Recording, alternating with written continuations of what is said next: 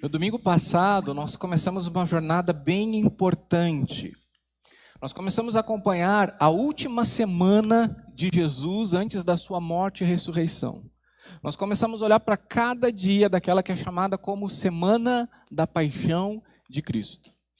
E no domingo, nós vimos a entrada triunfal de Jesus em Jerusalém. O que nós não vimos e vamos ver em detalhes com a graça do Senhor na semana que vem, é o que Jesus faz depois da sua entrada triunfal em Jerusalém. Hoje eu vou dar um spoiler. Ele chega e vai até o templo em Jerusalém, dá uma observada geral no templo e vai para Betânia com seus discípulos. Está aqui em Marcos capítulo 11, versículo 11. E Jesus entrou em Jerusalém no templo, e tendo observado tudo, como já era tarde, saiu para Betânia com os 12. Isso no domingo. Jesus tem entrada triunfal em Jerusalém, vai ao templo, dá uma olhada geral e vai para Betânia, onde ele vai passar a noite.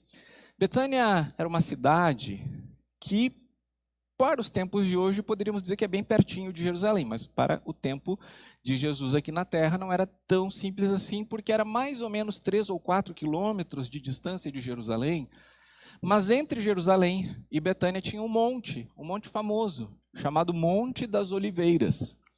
Jerusalém também ficava num monte. Então, quando alguém saía de Jerusalém, precisava descer o monte de Jerusalém, precisava atravessar parte do Monte das Oliveiras, para então chegar em Betânia. E é para lá que o Senhor vai quando sai de Jerusalém no domingo.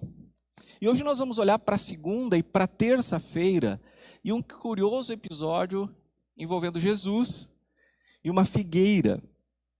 Então, passada a noite, domingo para segunda, lá em Betânia, pela manhã Jesus vai com a equipe novamente para Jerusalém. Olha o próximo versículo. No dia seguinte, quando saíram de Betânia, Jesus teve fome. E vendo de longe uma figueira com folhas, foi ver se nela acharia alguma coisa. Aproximando-se dela, nada achou a não ser folhas, porque não era tempo de figos.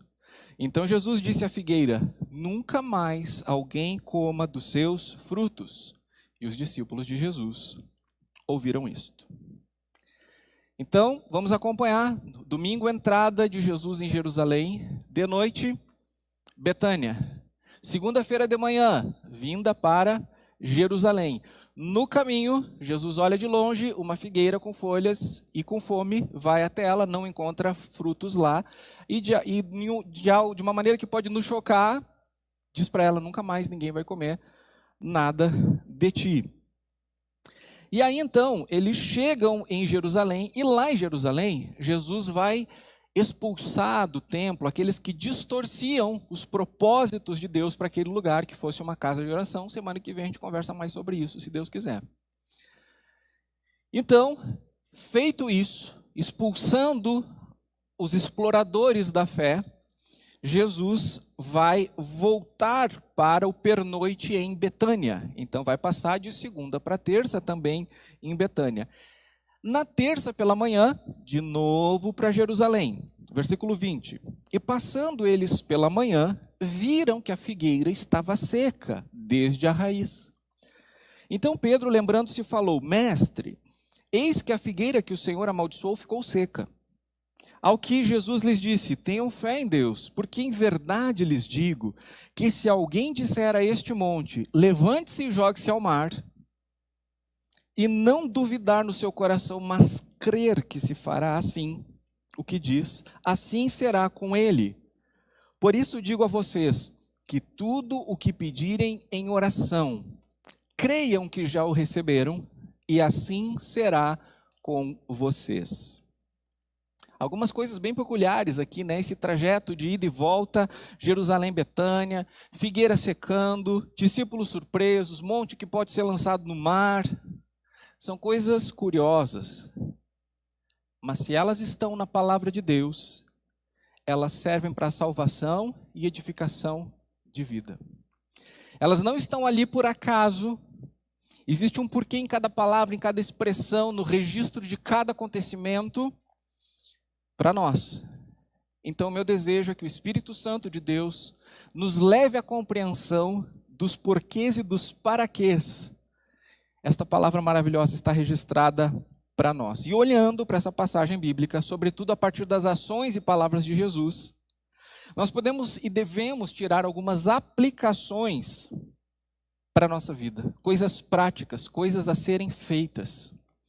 E a primeira que eu observo aqui é que é apropriado intercalarmos ação com comunhão. Ação e comunhão. Jesus tinha muito a fazer em Jerusalém naquela última semana. Muito. Era a última semana dele antes de sua morte e ressurreição. Seria mais prático ele ficar indo todos os dias para dormir em Betânia, voltar para Jerusalém, passando pelo Monte das Oliveiras, ou seria mais prático ele simplesmente ficar em Jerusalém? O que você acha? Ficar em Jerusalém seria a opção mais rápida, mais curta, menos cansativa. E Jesus podia, né? Porque no domingo ele faz com que um jumentinho seja liberado para ele poder entrar em Jerusalém, né? Vão lá e busquem o jumentinho, se alguém perguntar alguma coisa, diga que o mestre quer e vai devolver. Então, Jesus podia mandar os discípulos na melhor pousada de Jerusalém, vai lá e diz que o mestre precisa de um quarto e depois o mestre deixa o quarto organizadinho. Mas não, ele faz questão de, a cada dia, encerrar sua ação em Jerusalém e ir para um lugar onde ele desfrutava de comunhão com seus discípulos e com seus amados 3 irmãos que moravam em Betânia. Você lembra quem eram? Quem?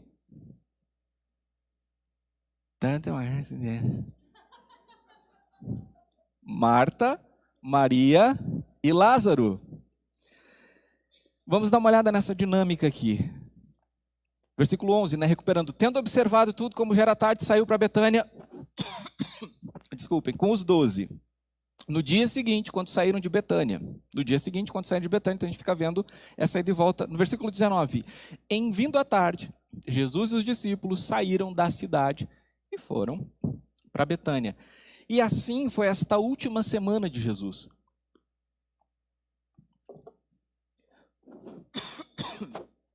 Uma semana que representou toda a vida dele aqui na terra, onde havia ação, mas também comunhão.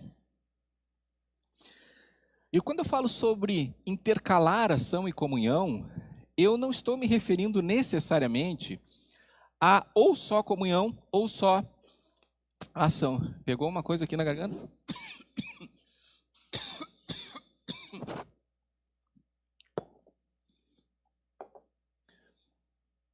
Porque é certo que o que Jesus fazia, ele fazia em comunhão. E quando estava em comunhão, também fazia coisas relevantes. Mas quando eu falo em intercalar, eu estou me referindo a ênfases. Porque tem uma ênfase que mesmo em comunhão a gente está fazendo coisa. A ênfase é nos reunirmos e resolvermos algo, atendermos uma necessidade. Então a ênfase aqui é a ação. Assim como tem momentos que nós estamos em comunhão, mas também existe ação. Por exemplo, a ação de assar uma carne, de fazer uma pipoca, de fazer um chimarrão. A ênfase é a comunhão, mas a gente tem a ação. O que a gente intercala são as ênfases, momento de servir, momento de ter comunhão. E nós vemos isso em Jesus, o nosso mestre. Por que nós precisaríamos saber que ele sai de Jerusalém, vai para Betânia, sai de Betânia, vem para Jerusalém, vai de Jerusalém para Betânia?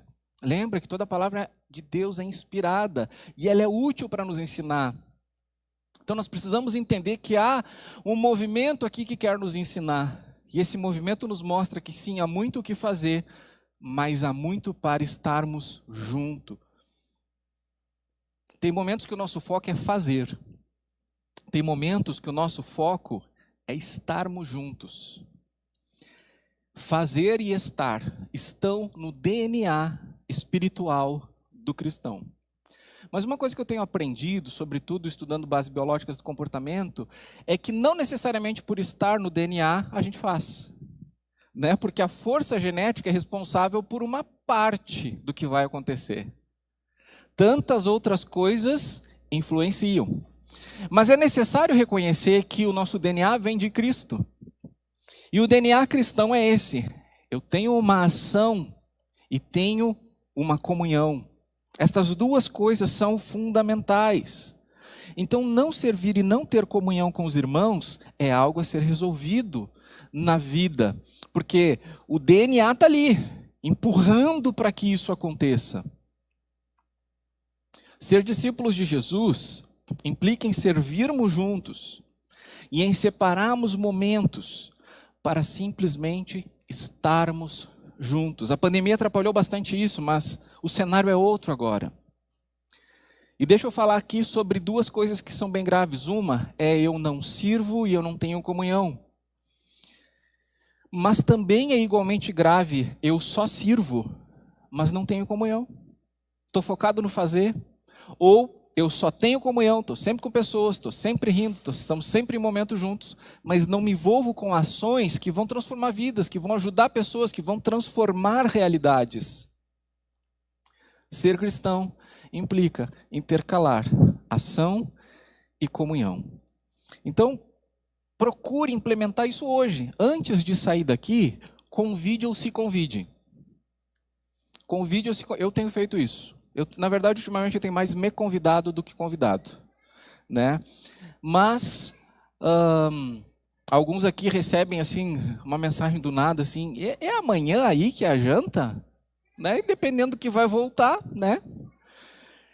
Porque a gente precisa ter essa intencionalidade, meus irmãos. Eu não fico pensando necessariamente em Marta, Maria e Lázaro, dizendo: Jesus, tu quer ficar aqui? Jesus aparecia lá. Aqui em Caxias, claro, agora eu já estou aqui há 13 anos, Paulinho e eu, né? Então, a gente já se acostumou. Mas a gente não era muito desse negócio de ter que marcar. A gente chegava lá e chegava. Ah, a pessoa está de pijama, a louça está na pia, não tem problema. Estamos juntos aqui. Mas tá, tudo bem, estamos em Caxias do Sul, vamos marcar. Mas não vamos marcar, porque a gente marcar, né? Tipo assim, temos que marcar. Então, tu está marcando, marcar para um dia, quem sabe, ter. Né? Então coloca isso em prática, olhando o nosso Senhor Jesus Cristo, aqui nessa última semana de sua vida na terra, intercalando ação e comunhão, antes de ir embora, vamos lá. E eu sei que tem coisas às vezes que fazem com que a gente fique meio assim, né? Faça como você pode, do jeito que realmente é viável para você. Aí você vai na casa de alguém, por exemplo, vai lá na casa do Edgar. Ai, meu Deus, o Edgar, ele não bota alho na comida, se é pegar o alho e botar lá. Ele tira o coração do alho, para não ficar forte. Ele pica assim, daí se o alho está meio assim, meio assado, já fica de lado. E ele não solta o alho na panela, ele coloca o alho no lugar certo da panela. Mas isso é o Edgar. Daí você pensa, como é que eu vou convidar um cara desse para vir aqui em casa, que eu pego o alho, jogo dentro da panela, eu pego a cebola, eu jogo dentro da panela, eu encho a panela com um balde d'água. É assim. Se o Edgar não gostar, não tem problema, que fique com fome, mas não deixe de convidar o Edgar por isso. Porque a gente percebeu que pessoas que têm uma determinada veia gourmetizada, elas acabam sendo menos convidadas para ir na casa dos outros, porque os outros pensam, como é que eu vou cozinhar para esse monstro? Como é que eu vou, né? Essa monstruosidade gastronômica. Então, gente, às vezes o próprio oferecer o melhor gera uma barreira. Entende? O que eu quero dizer é o seguinte: o que você pode oferecer? Pipoca? Vai nisso. Vai nisso. O que você pode oferecer? Um negócio, não sei o que, sem o coração do alho. Então faz, não tem problema. Mas dê o seu melhor, a gente precisa disso. E se envolva. O pastor Felipe, nosso pastor de ação ministerial, está sempre colocando oportunidades. Nós precisamos de mais gente em tal lugar, e tal lugar, e tal lugar, e tal lugar. Vem fazer parte desse movimento. Vamos intercalar ação e comunhão. Em segundo, ser autêntico. Na viagem, antes de eu seguir aqui, eu quero só vir trazendo as aplicações. Qual foi a primeira aplicação aqui? Intercalar ação e comunhão. O segundo agora é ser autêntico. Na viagem de Betânia para Jerusalém, nós vemos que bate a fome. Olha só o versículo 12. No dia seguinte, quando saíram de Betânia, Jesus teve fome. Mateus nos conta que era bem cedo da manhã. A gente só pode supor por que Jesus está com fome, se ele está saindo da casa de Marta, Maria e Lázaro. Eu especulo que eles saíram muito, muito cedo, como Mateus nos diz, e saíram sem fazer barulho, porque se Marta acordasse, ninguém sai da casa sem tomar café. Você sabe como é que Marta era, né? Então, sair de Betânia com fome é porque Marta estava dormindo. Então, eles saem de Betânia bem cedo, com fome. Jesus olha de longe, folhas, uma árvore repleta de folhas, uma figueira. Então, vamos lá comer esse figo. Nós vemos aqui Jesus, Filho de Deus, mas em toda a sua humanidade, porque veio a este mundo tornar-se carne, para como carne, tomar o meu e o seu lugar na cruz. Vemos ele com fome, e ao ver a figueira no caminho, ele vai até ela. Mas, de certa forma, é muito curioso, porque não seria a época de ter figo na figueira. Porque isso que está acontecendo aqui, esta terça-feira, ela está acontecendo no finalzinho de março, início de abril, início da primavera lá na Palestina.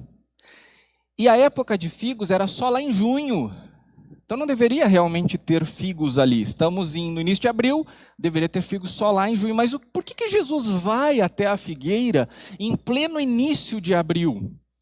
Porque a figueira está dizendo pode vir. Porque esse tipo de figueira, nesse lugar, quando estava plena de folhas, estava frutificando. Então, nessa época, a figueira não deveria nem ter frutos e nem ter folhas. Mas, tendo folhas, ela está dizendo, tenho frutos. Então, Jesus vai até lá, porque se tem folhas, se a folhagem está plena, porque perceba, né, que Jesus não foi atraído pela árvore figueira. Está dizendo que Jesus viu de longe o quê? As folhas da videira, agora a gente entende, da figueira. Agora a gente entende por que esse detalhe que Marcos está nos trazendo. Jesus viu as folhas. Porque se tivesse visto só a árvore, nem ia até lá.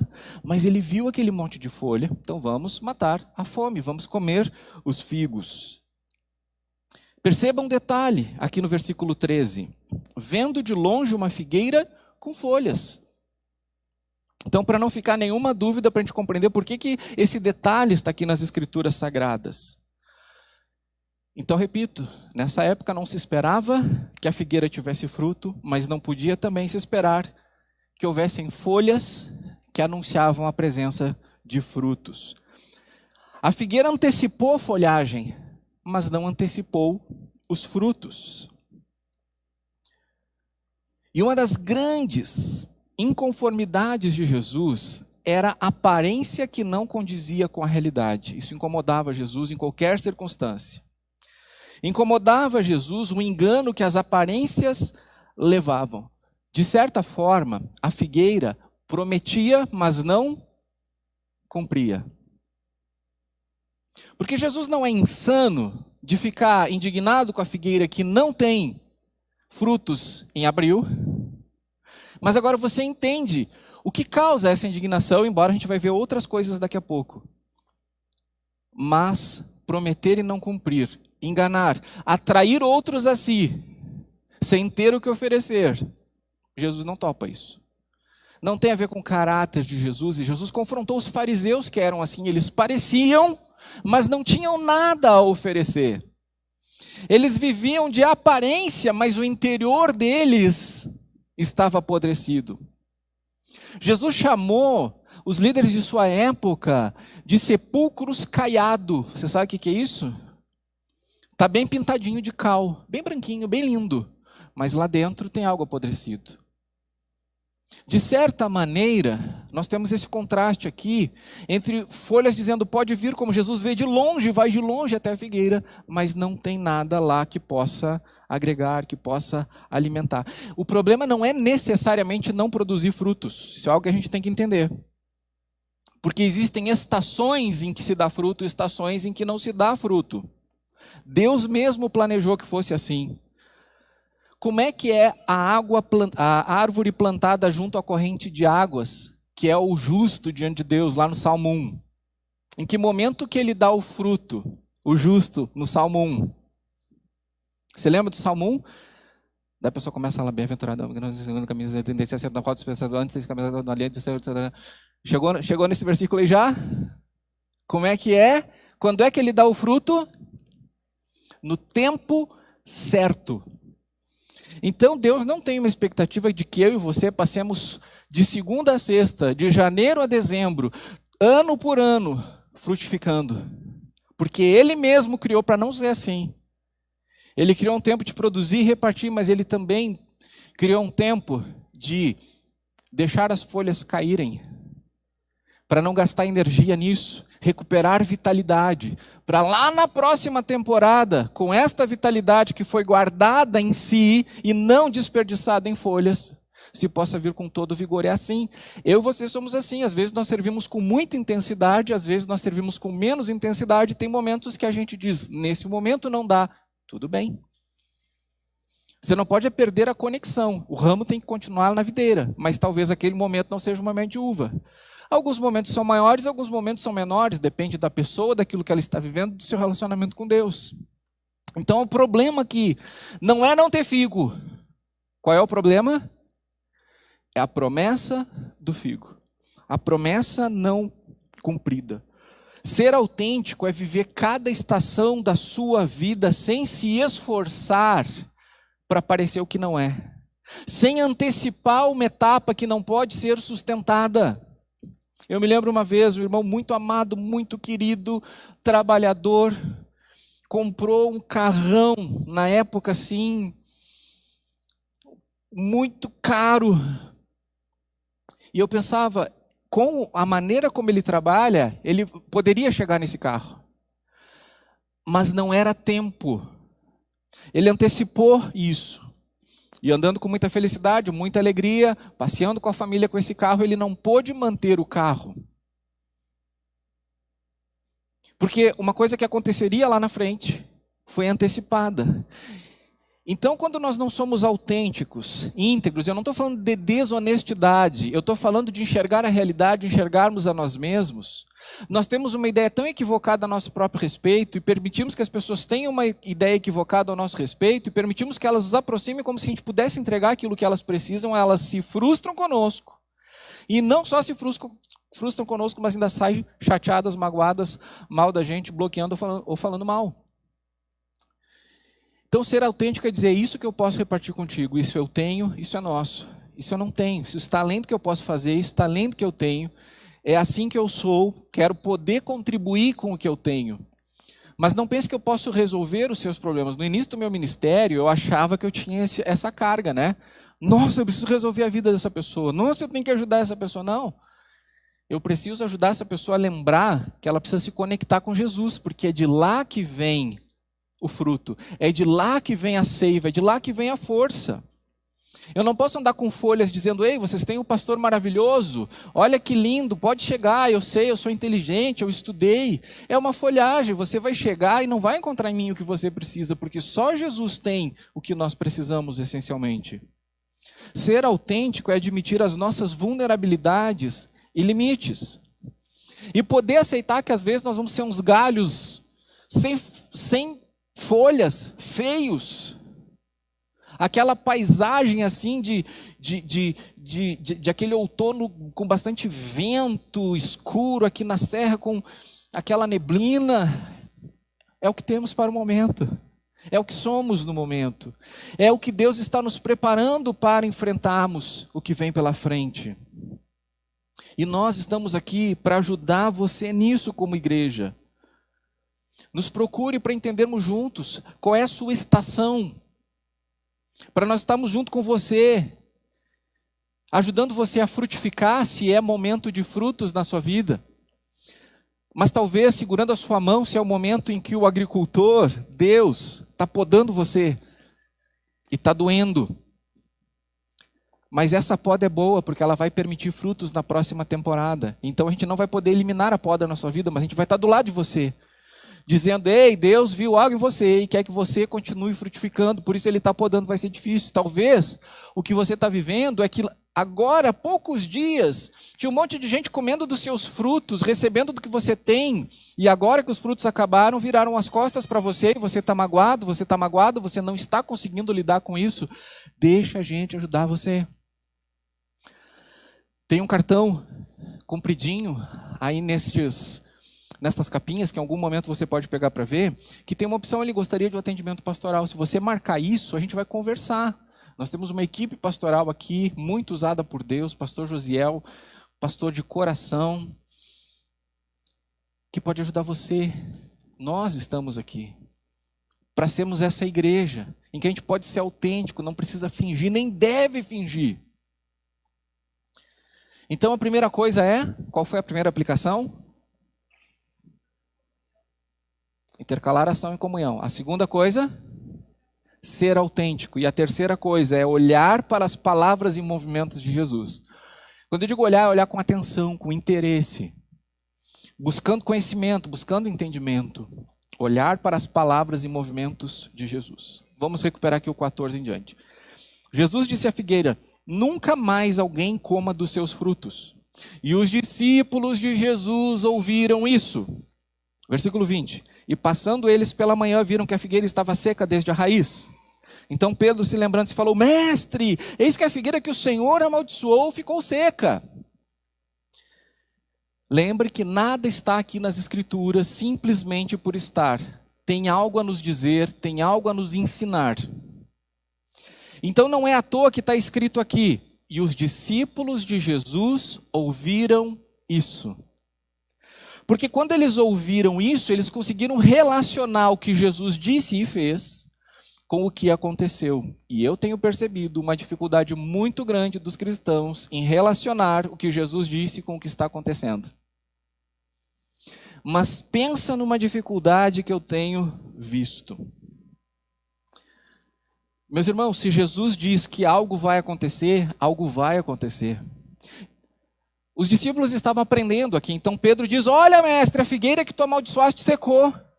Não foi difícil para eles correlacionarem o que aconteceu, porque Jesus falou com a figueira na segunda e na terça ela estava murcha desde a raiz, seca desde a raiz. Mas, como tem sido difícil entender que tem coisas que nós estamos vivendo, não é porque Deus está pesando a mão, é porque a gente está ignorando o que Jesus disse. Meus irmãos, se Jesus disse: olha, se você for por esse caminho vai acontecer isso, vai acontecer isso.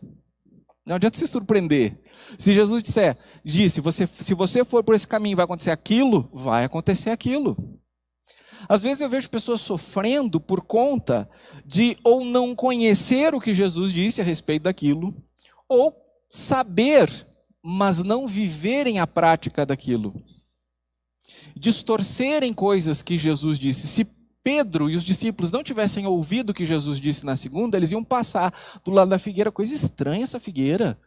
Olha, toda seca até a raiz. O que será que aconteceu? Ontem nós passamos aqui, ela estava toda folhosa, toda linda, toda vislumbrante. Agora ela está murcha. O que será que aconteceu? Caiu um raio? O que foi? Mas eles puderam entender que aquilo era uma consequência do que Jesus havia dito.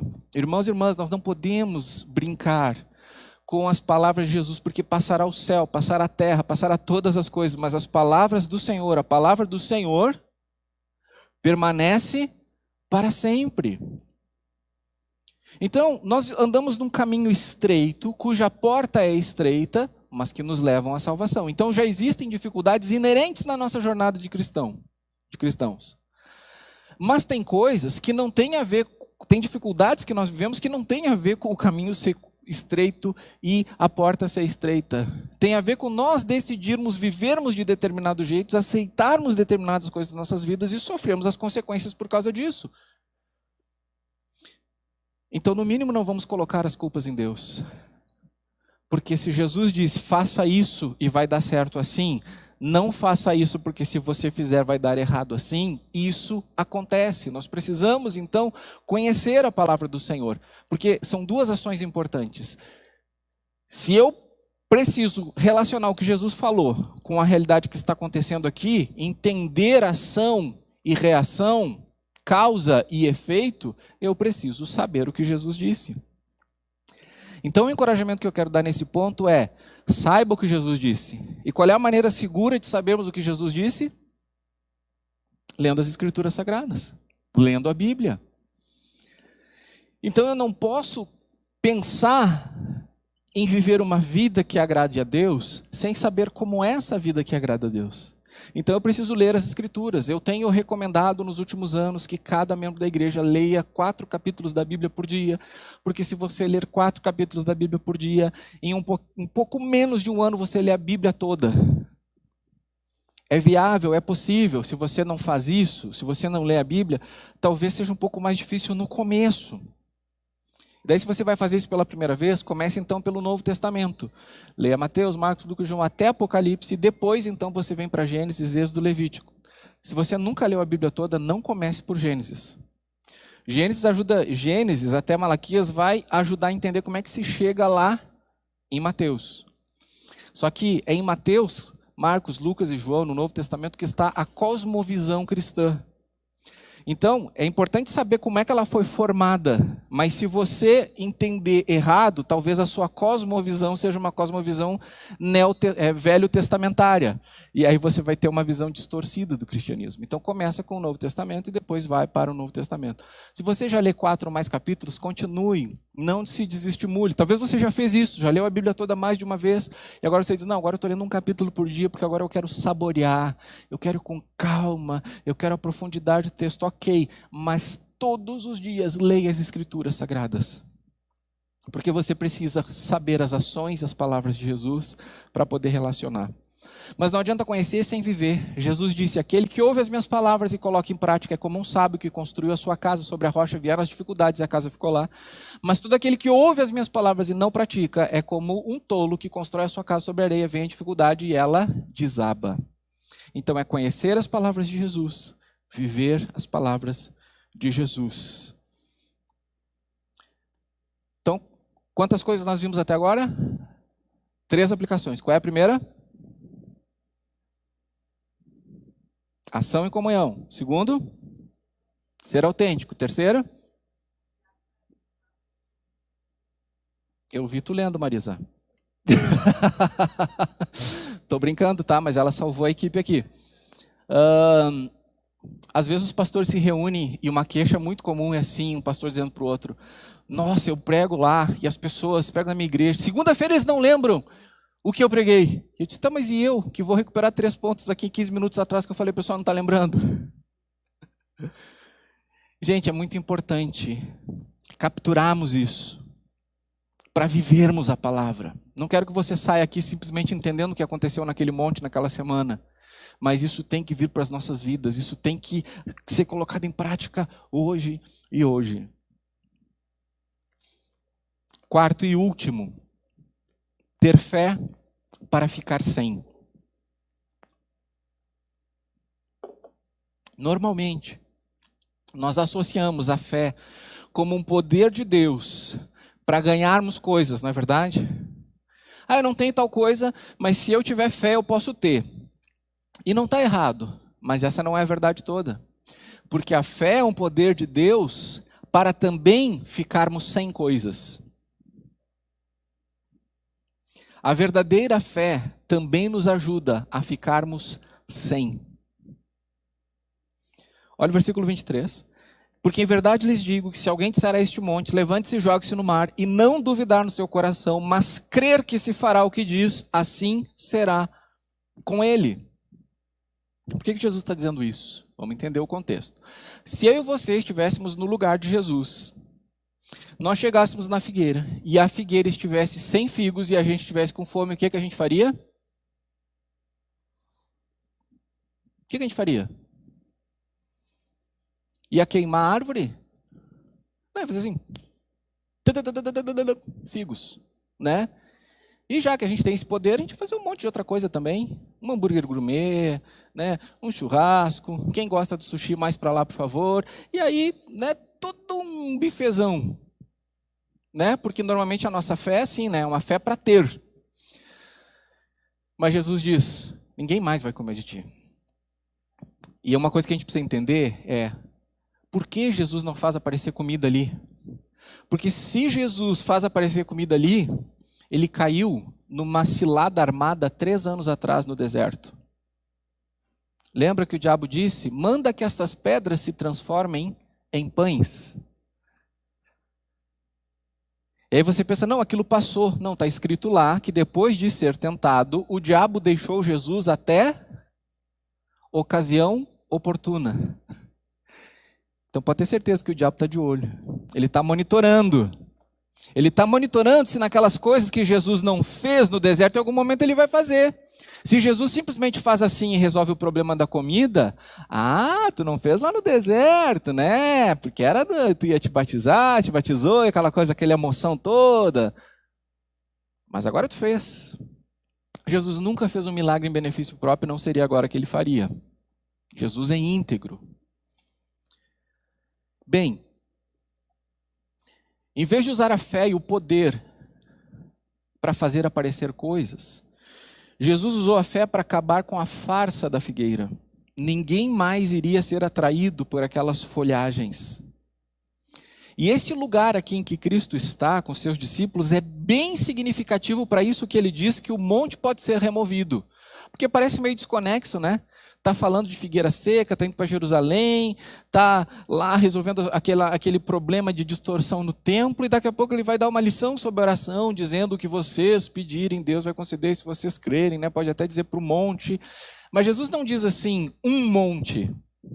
Vocês poderão dizer para um monte ou para os montes. Jesus diz, este monte, certo? E se é este e não é estes, tem diferença. Porque na palavra de Deus, cada pingo importa. Cada vírgula importa, cada tio importa. Então, onde é que eles estão? Qual é o monte que eles estão aqui? Você tem 50% de chance de acertar, porque eu falei Monte Jerusalém e Monte das Oliveiras, né? As chances aí estão iguais. Mas se você está acompanhando a história aqui, que monte que eles estão? Da figueira.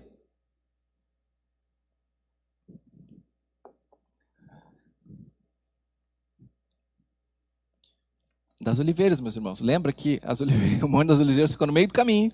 Betânia aqui, Jerusalém aqui. No meio do caminho, Jesus tem fome e a figueira está lá. E aí Pedro diz, mestre, a figueira que amaldiçoaste secou. Onde é que eles estão? No Monte das Oliveiras. E Jesus diz, olha, se vocês crerem, não duvidarem em seu coração, vocês poderão dizer para este monte, lança-te ao mar, e ele vai. Ok. Este monte. O profeta Abacuque, séculos antes, já havia demonstrado a sua confiança no Senhor depois de uma grande crise de fé que ele teve. Abacuque 3, 17 e 18. Ainda que a figueira não floresça, nem haja fruto na videira, ainda que a colheita da oliveira decepcione, mesmo assim eu me alegro no Senhor e exulto no Deus da minha salvação. Amém? O que tem em comum aqui com essas palavras de Abacuque e o lugar onde eles estão? A história envolve aqui que árvore? A figueira. Muito bem. E no pé dos Montes das Oliveiras tem um jardim chamado Jardim do Getsemane. Getsemane. E o que significa Getsemane? Lugar que prensa azeitonas. Lugar que prensa azeitonas. Então eram colhidas as azeitonas nos olivais no Monte das Oliveiras. Monte das Oliveiras, olivais, oliva, azeite.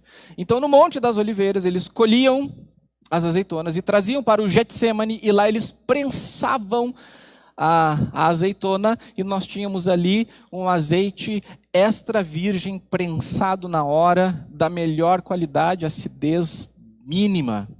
Pensa num azeite que deveria ser bom e maravilhoso. Nem o Edgar tem desses. Porque dali do Getsemane, né? Bom, então nós temos muitas relações aqui, porque também nós temos ali naquele monte, alguém disse que é a videira verdadeira.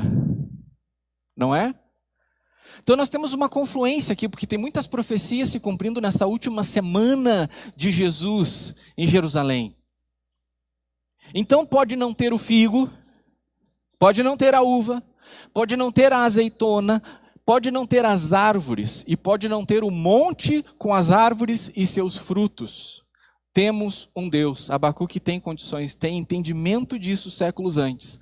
Mesmo que não tenha nada disso, eu tenho Deus. Eu vou alegrar no Deus que me salva, porque eu não preciso que tenha figos na figueira.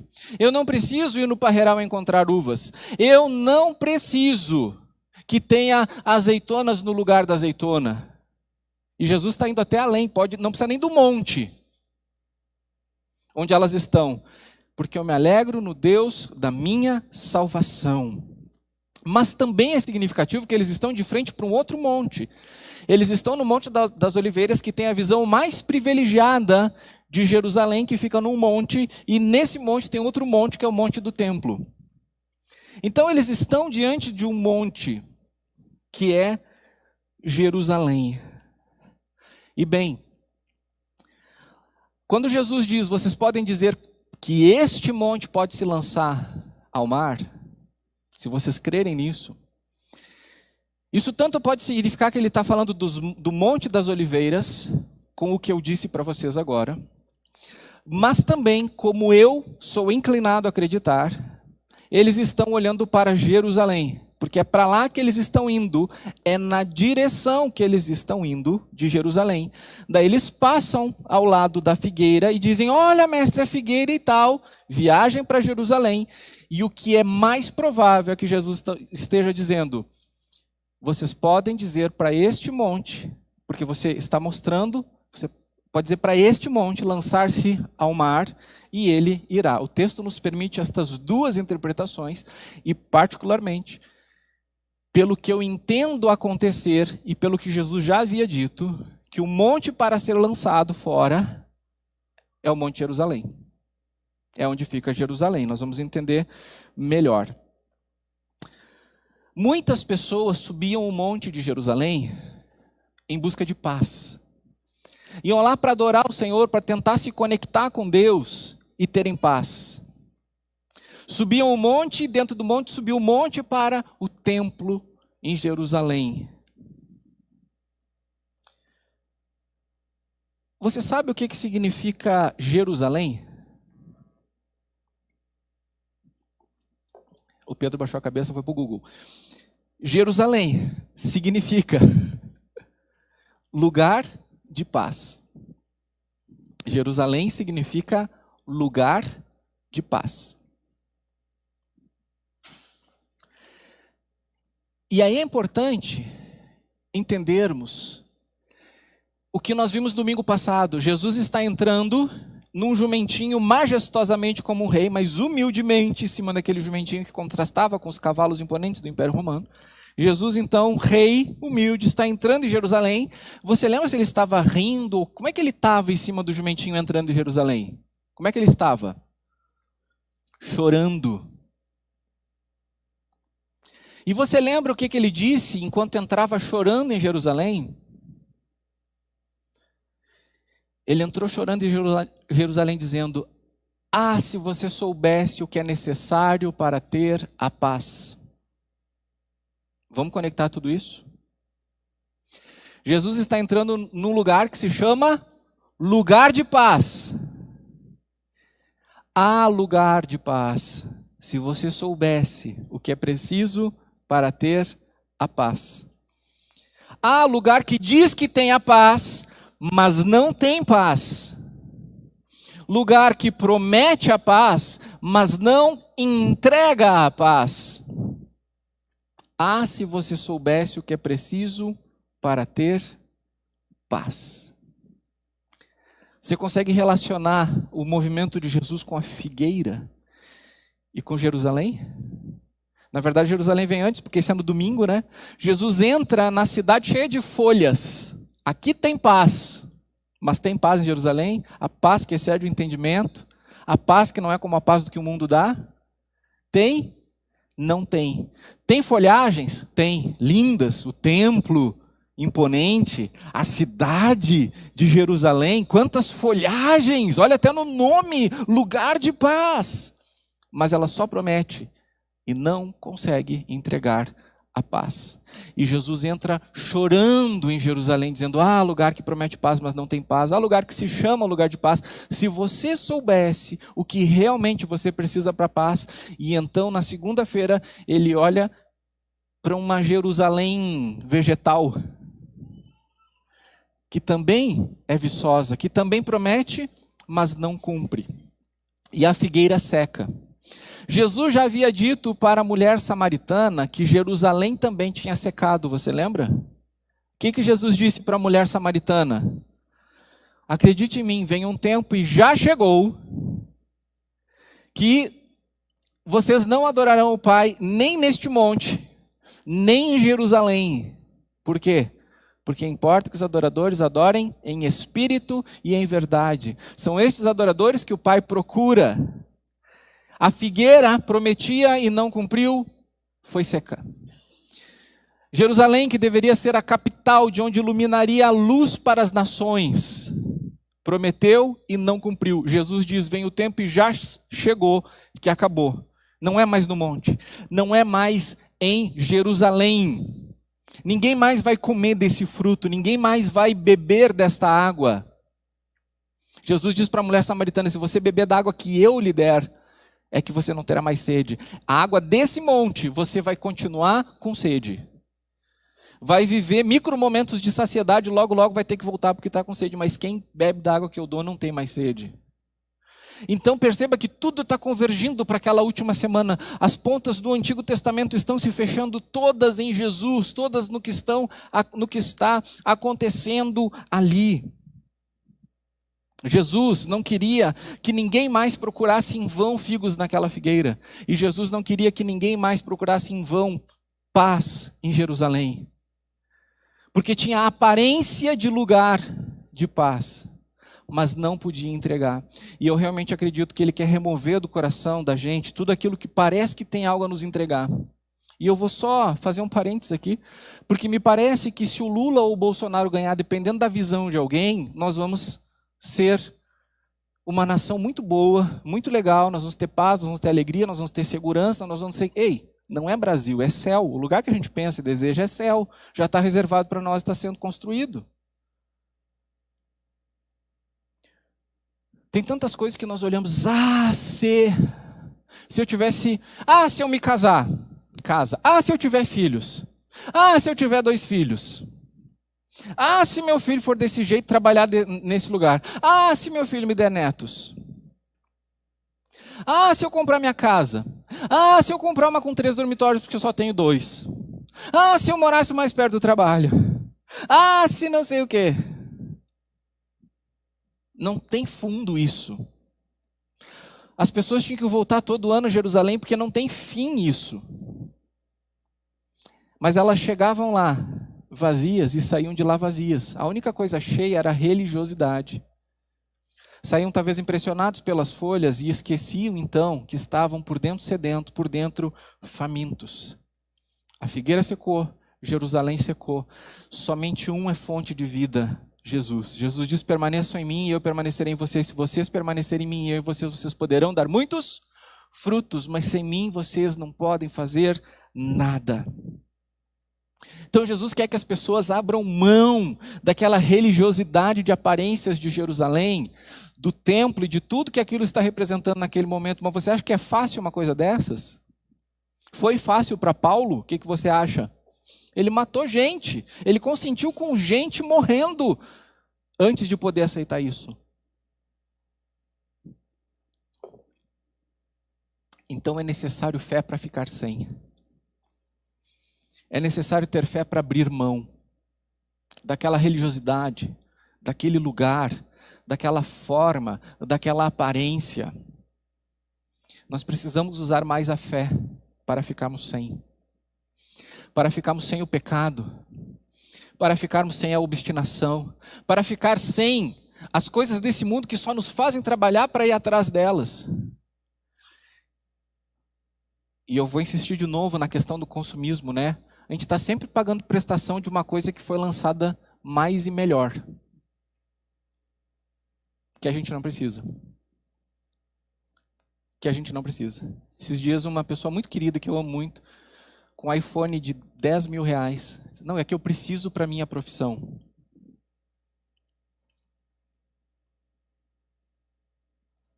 A profissão envolve tirar foto de alguma coisa e postar na internet.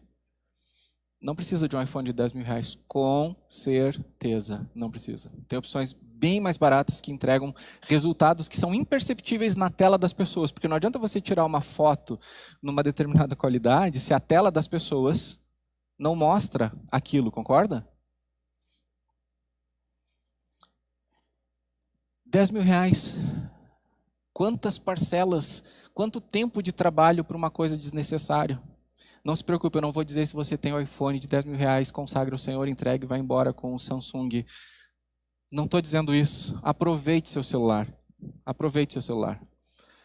Mas use ele para a glória de Deus, para comunhão, para marcar coisas, para mandar textos bíblicos para outras pessoas, para fazer contatos, reestabelecer relacionamentos, porque é isso que dá valor. É isso que agrega valor. Não é quantos processadores, quantos mega, quantos giga, quantas camerazinhas tem, mas é como você usa. E Deus pode usar um celular tipo do pastor Felipe, que é uma vergonha de celular, para te dizer a verdade, né? Tem o extremo de lá e o extremo de lá, né? Mas você vai falar com o Felipe, ele tem um certo orgulho e alegria, né? Pendendo quase para uma arrogância para poder dizer sobre o que ele consegue usar com aquele celular, né? Chega a dar uma brilhadinha no olho dele. Né? Você fala, Felipe, tu gostaria de um celular novo? Ele, não, isso aqui me atende, tal. Felipe é uma figura, né? É o nosso pastor batista franciscano. Mas fica uma dica aí, você pode dar um celular bom de presente para ele, tá? Não precisa ser um iPhone, mas daqui a pouco você pode dar um celular aí um pouco melhor, que pelo menos não fica travando, porque tem aplicativos que ele não pode instalar, mas vai convencer ele disso, né? Então, meus irmãos, fé também para ficarmos sem. Fé para entendermos, eu posso renunciar a isso. Eu posso parar com isso com o poder que Deus me dá, se eu crer firmemente do meu coração. E se eu permanecer em Jesus. Tem tanta coisa que atrapalha a sua vida e você pensa, eu não consigo viver sem isso, eu não consigo parar com isso. Mas ei, a fé que Deus deu para você é para você ter coisas, mas para você poder ficar também sem coisas. Então aplique isso na sua vida. Use a fé para ficar sem. Quais são as 4 coisas então? Raquel, tu está desde a manhã falando comunhão e ação. Ação e comunhão. Ação e comunhão. Ser autêntico. Como eu invejo os pastores que falam da segunda-feira. Olhar as ações e palavras de Jesus, seus movimentos. Palavras e movimentos de Jesus, conhecer. E 4 que nós vimos agora? Ter fé para ficar sem. O que você precisa abrir mão? E até agora não tomou essa decisão. Eu precisei de muita fé para abandonar a pornografia. Era um viciado em pornografia até 6 anos atrás, mais ou menos. Um pastor pregando aqui para a igreja viciado em pornografia. Já compartilhei todo esse processo aqui com a igreja, já confessei. Era algo que eu não me via sem, porque eu tinha todas as justificativas para ter com, me dando direitos. Foi necessário usar a fé para ficar sem e poder viver a liberdade e a santidade de uma sexualidade adequada, prazerosa como o Senhor planejou para que fosse, sem distorções. O que você precisa ficar sem? Creia, você pode. Você vai sobreviver. Vai ter abstinência, vai ter crise de abstinência? Vai. Mas passe por isso, se disponha a abrir mão daquilo que é só folhagem na sua vida, mas que não está alimentando você.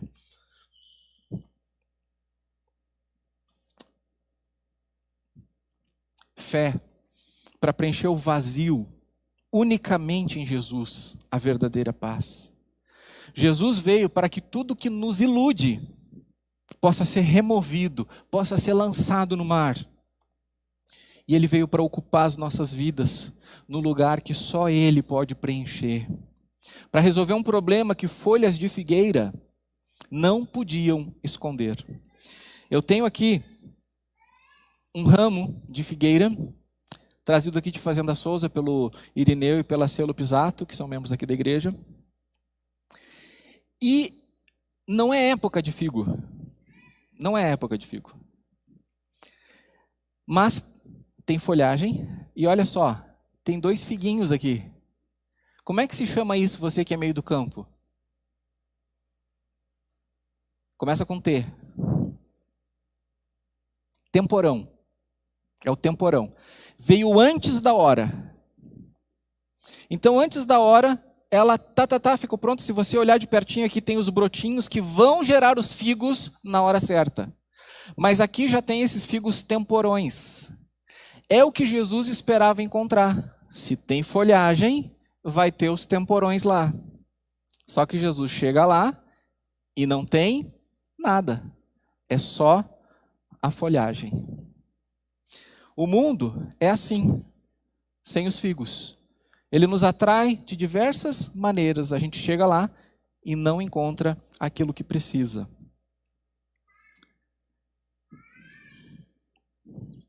Só Jesus não nos ilude. Só Jesus nos dá o que essencialmente precisamos. Agora, finalizando mesmo, eu queria que a gente pudesse entender essa postura de Jesus de amaldiçoar uma árvore. Quando Adão e Eva pecaram, eles sentiram em si o vazio da vida espiritual. E eles não sabiam nem o que era exatamente isso, mas eles sabiam que eles estavam sem nada em si para oferecer para Deus, a não ser a vergonha que estavam sentindo. E o que antes não era um problema passou a ser. Então, eles se percebem pelados e se cobrem. E com o que eles se cobrem?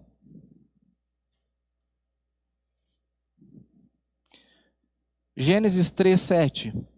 Então os olhos de ambos se abriram e perceberam que estavam nus, costuraram folhas de figueira e fizeram cintas para si. O que Jesus vai fazer em Jerusalém naquela semana? Qual é o ápice daquela semana? Aí é no início da outra. O que vai acontecer naquela sexta-feira? Jesus vai morrer. Ele vai ser crucificado para resolver um problema insolúvel da nossa parte. Mas por que ele vai ter que morrer? Por que ele vai ter que entregar a vida dele? Aquela última semana de Jesus aqui está totalmente relacionada àqueles primeiros momentos do ser humano na terra. Quando Adão e Eva pecam e, tomados por vergonha, se cobrem com folhas de figueira. Então, naquela semana significativa, Jesus passa ao lado de uma figueira. E ela não tem nada para oferecer. Ela esconde o nada. A folhagem esconde o nada. Assim como em Adão e Eva, aquelas folhas de figueira escondiam o nada. Porque comeram o fruto que não deveriam, não tinham frutos para dar para Deus, frutos dignos. Então, se a gente tem uma memória boa para algumas coisas, imagina Jesus que tem uma memória perfeita, olhando para uma figueira. Você acha que Adão e Eva não estão na cabeça dele nesse momento? Você acha que aquelas folhas ali não estão na cabeça de Jesus como folhas que estavam escondendo Adão e Eva? Figueira tinha a ver com a morte de Cristo. Porque figueira foi a solução que o ser humano tentou achar para resolver as coisas. Não, estamos sentindo tudo isso mal. Vamos lá pedir perdão para Deus, vamos se arrepender, vamos começar de novo, vamos pedir uma nova chance. Foi isso que eles fizeram? Não, olha ali uma figueira. Vamos se tapar, vamos resolver isso que a gente está sentindo aqui com essa figueira. Então, quando Jesus vai até aquela figueira, e aquela figueira não tem nada para oferecer, ele pensa, vai ter mais gente vindo aqui achando que tem coisa para oferecer, e não tem. Está ali, na história, porque o apóstolo Paulo diz que Jesus é o segundo Adão. o símbolo do motivo pelo qual Jesus vai precisar morrer. Porque ele vai ter que resolver o problema que a figueira não conseguiu resolver. Porque quando Adão e Eva pecam e se esconde atrás de uma figueira, Deus vai ter aquela conversa com eles, mas vai já mostrar o que vai acontecer, e vai acontecer lá naquela semana de Jesus que a gente está vendo aqui nestas semanas nossas. Porque um animal será morto, e com a pele desse animal, Adão e Eva então serão vestidos. O que isso significa? O que Deus está mostrando para o futuro, e esse futuro a gente está vendo agora, nessas semanas? Que um animal seria morto por causa do pecado. Porque a folha da figueira não podia resolver. Porque a palavra de Deus diz que sem derramamento de sangue não há remissão de pecados. O pecado é da carne, a carne precisa pagar por isso, e Jesus se tornou carne para pagar os nossos pecados em nosso lugar. Aquele animal que foi morto lá no Jardim do Éden simbolizava o animal cordeiro. Jesus, o cordeiro de Deus, que precisaria morrer para resolver o problema criado lá no jardim, para resolver o problema que as folhas de figueira não conseguiram tapar. Pela inevitabilidade de ter que haver morte para pagar pelos pecados. Mas a boa notícia é que ele pagou por mim e por você. Ele pagou os nossos pecados em nosso lugar. Aquela não é só uma simples figueira. É uma figueira que está lembrando o que vai acontecer no monte que está ali na frente. No monte de paz, que não pode oferecer paz. Uma figueira que não pode oferecer figos. Um ser humano que não pode oferecer soluções. Um templo que não pode oferecer conexão. Mas ali está a videira verdadeira, Jesus. O Cordeiro de Deus, Jesus. Tudo está convergindo, as profecias estão convergindo para aquela semana, para aquele lugar e para aquela pessoa, o próprio Filho de Deus. E eu quero convidar você a usar o que Jesus nos ofereceu para nós vivermos servindo, vivermos em comunhão, vivermos de forma autêntica e termos fé para termos coisas e para abrirmos mão de coisas. Marcos 11, 24, o último versículo que a gente leu naquele bloco de texto foi: por isso digo a vocês que tudo o que pedirem em oração, creiam que já o receberam, e assim será com vocês. Você crê nisso? Porque tem uma grande diferença entre você pedir uma coisa e você pedir crendo que recebeu. Porque se nós não tivermos a fé de que o vazio será preenchido, eu não entrego. Sabe aquele tipo de negócio que é o seguinte: eu quero comprar o que tu tens aí, eu tenho o dinheiro aqui, mas se eu te der o dinheiro e tu não me entregar, eu fico sem o dinheiro e sem a coisa. Agora, se a pessoa lá me entrega o negócio e não pega o dinheiro, ela fica sem o negócio e sem o dinheiro. Então, a gente faz assim, ó, me dá nessa mão e eu te entrego nessa mão. 1, 2, 3 e já. Porque quantas pessoas são enganadas com negócios, né, que ela dá antes e depois ela fica sem. Nós somos receosos.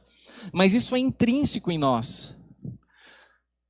Jesus nos oferece muitas coisas, Jesus nos propõe muitas coisas, mas Ele nos convida a entregar as coisas que estão ocupando esse lugar. O problema é que nós temos medo do que vai acontecer se nós entregarmos. Nós não sabemos viver sem estas coisas. E se não vier aquilo que eu espero? E se eu não vir? E se não acontecer do jeito que eu desejo?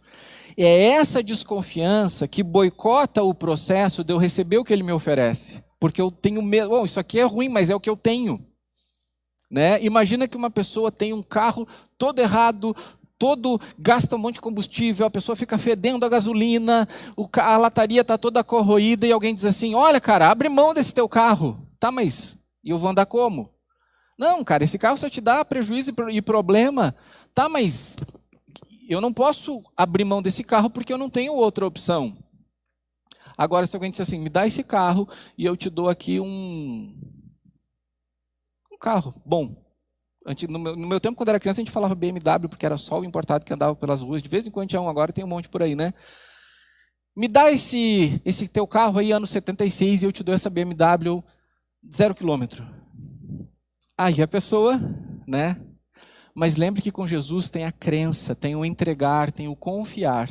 E é isso que eu quero convidar você a fazer. Pode colocar de novo o texto do versículo 24? Por isso digo a vocês que tudo o que pedirem em oração, creiam que já o receberam e assim será com vocês. Lembra que Jesus está dizendo isso para dizer assim, ó, você pode dizer para o monte ir. Entende o contexto agora, né? Você pode dizer para o monte ir. Se você crer, não duvidar no seu coração, se você tiver fé nisso, vocês vão receber de Deus. Assim vai acontecer. Eu gostaria agora que você pensasse, deixasse o Espírito Santo falar ao seu coração sobre coisas que existem na sua vida, mas que não deveriam estar aí. Coisas cheias de folhagem que atraíram você, mas estão deixando você mais sedento, mais fraco, com mais fome espiritual, sem centralidade emocional. Pense nisso agora, ore. Jesus está dizendo, o que vocês pedirem em oração, creiam que já o receberam. Então talvez a primeira coisa a pedir em oração agora é, Senhor, me mostra. Me mostra para que figueira sem figo eu fui atraído pelas folhas. Me mostra para que montes eu fui, para que templos eu fui nessa vida. Coisas que chamaram a minha atenção, mas que só estão me frustrando. Senhor, me mostra o que está ocupando na minha vida o teu lugar. E o que o Espírito Santo de Deus mostrar para você, entregue em oração. Senhor, leva esse meu pecado embora. Assim como tu já pagaste por ele na cruz, remove ele da minha vida. Ore.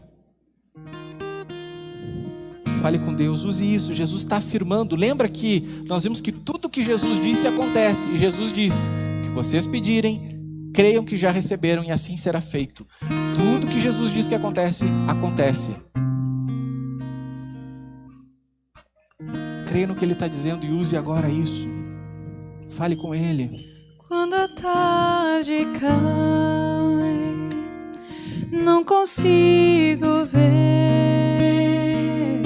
Quando tudo se desfaz, a quem recorrer em minha aflição, medo de errar, perto como um irmão, Cristo sempre está. Em seu amor vou confiar e toda dor vai aliviar. Na tempestade forte Ele me faz, em meio à escuridão nele encontro paz. Se eu me sentir só, se eu me perder, posso andar por onde andou, posso bem fazer. Vou me levantar e estender a mão. Quero ser como Ele é, mudar meu coração. Em seu amor vou confiar e toda dor vai aliviar. Na tempestade forte Ele me faz, em meio à solidão nele encontro paz. Ah, Senhor Jesus, lamentamos o que veres aquela figueira te causou, porque nós causamos isso, o nosso pecado, a nossa obstinação.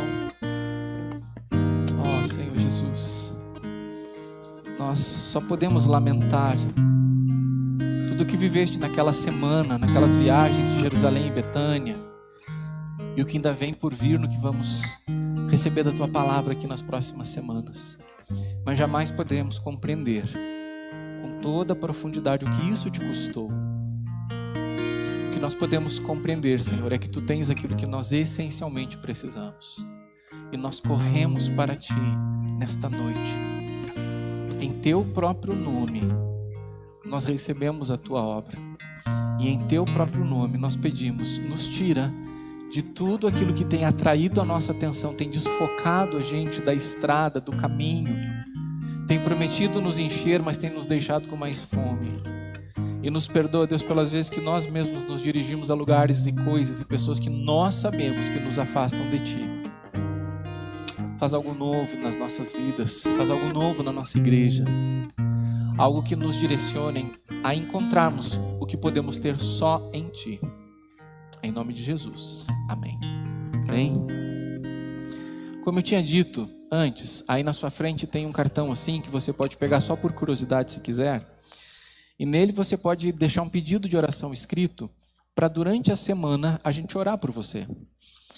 E também você pode, se vem aqui pela primeira vez ou pelas primeiras vezes, dizer que você vai voltar de novo. Aí você pode marcar aqui, visitarei outras vezes. Se você colocar aqui seu nome, seu contato e eu conseguir ler a sua letra, eu entro em contato com você durante a semana só para agradecer a sua presença. Mas tem outras decisões bem importantes que talvez o Espírito Santo de Deus esteja convidando você a tomar. E quem sabe é hoje que você vai tomar essa decisão. Marca aí neste cartão. E talvez você pode fazer o pedido de oração também por outra pessoa aqui. Nós também vamos orar durante a semana, ok? Depois de preencher esse cartão, entrega lá naquele balcãozinho. É só deixar lá e vai chegar em mim, tá bom? Talvez você possa também levar o cartão para casa.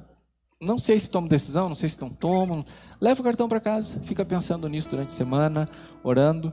Domingo que vem a gente se vê de novo aqui, tá bom? E uma recomendação, não vá embora correndo. Tem um lanche gostoso para você fazer ali no Café em Comum. Tem material de qualidade ali no Espaço Crescer Mais. E não sai daqui sem intercalar ação com comunhão. Engatilha aí para essa semana. Vamos invadir a casa do Edgar lá e comer comida chique, né? Vamos se juntar, vamos estar juntos com os outros, ok? Vamos colocar em pé, cantarmos uma canção ao Senhor. E depois de muito tempo aqui, que comece a sua semana abençoada e abençoadora em nome de Jesus.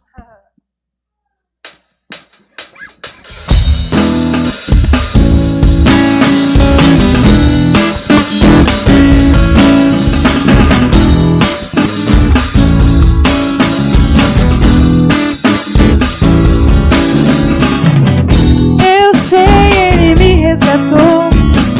Seu sangue me purificou. Creio sim,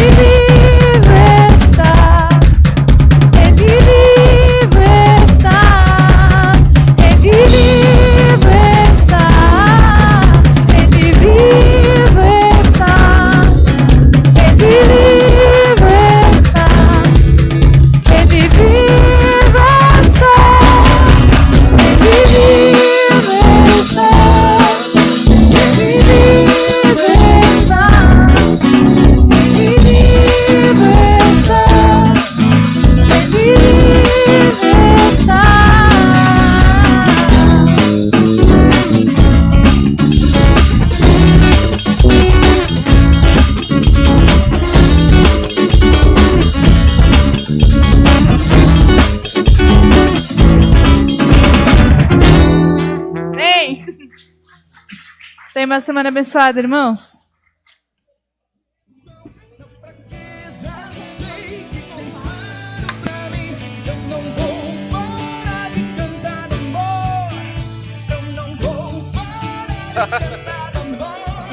Jesus pra sempre será. Saiu Pra mim. Eu não vou parar. Eu não vou parar. Oh, oh, oh, oh, oh, oh. Meu